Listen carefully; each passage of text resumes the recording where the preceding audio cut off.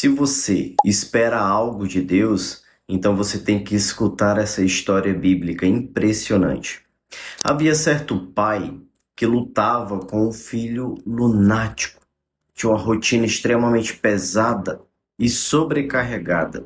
A Bíblia nos conta em Marcos 9 que um espírito havia se apoderado do menino e que onde esse espírito o acometia, jogava o menino no fogo e na água para tentar matá-lo.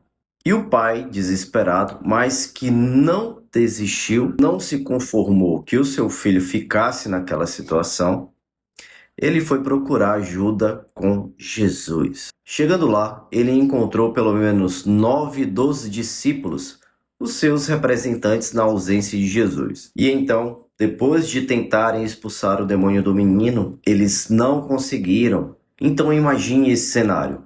Pelo menos 9 discípulos tentaram expulsar o demônio do menino e não conseguiram. Homens de fé, homens que tinham poder e autoridades recebidos do próprio Jesus lá em Lucas 9.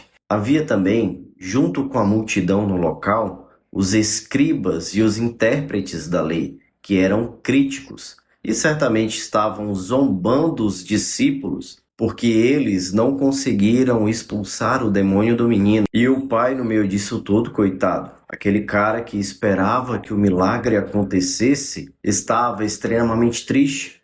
Eu imagino ele sem esperança. Eu imagino um homem frustrado, um homem envergonhado e um homem que estava sendo zombado pelos intérpretes da lei, que zombavam esse homem e também os discípulos de Jesus, provavelmente.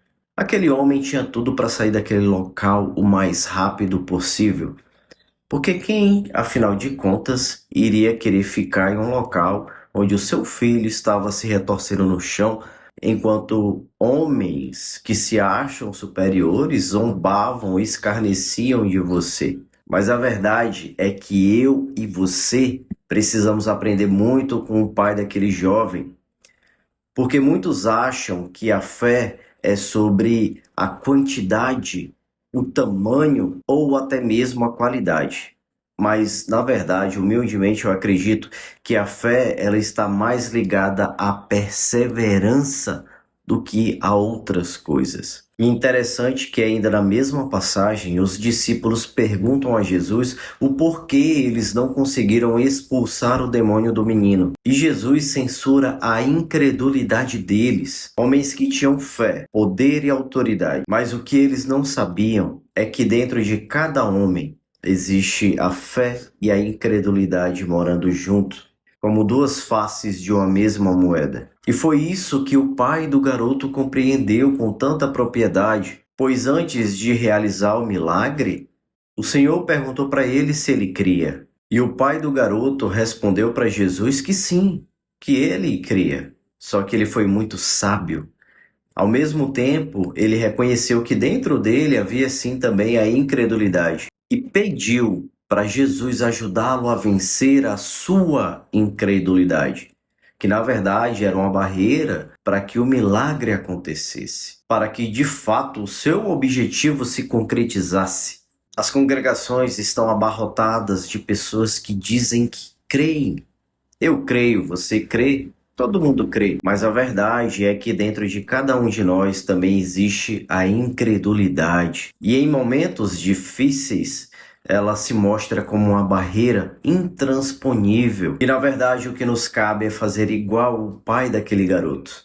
Pedirmos para Jesus nos ajudar a vencer a incredulidade, que é a última barreira para que aquilo que tanto almejamos se cumpra na nossa vida. Mas claro, se eu ou você vamos receber aquilo que tanto almejamos, só cabe a Deus decidir. Pois na verdade é Ele que sabe qual é o real propósito das nossas vidas e de cada situação que é proposta no nosso caminho. Mas lembre-se, o autor de Hebreus compara a caminhada da vida cristã como sendo uma maratona e não uma corrida rasa.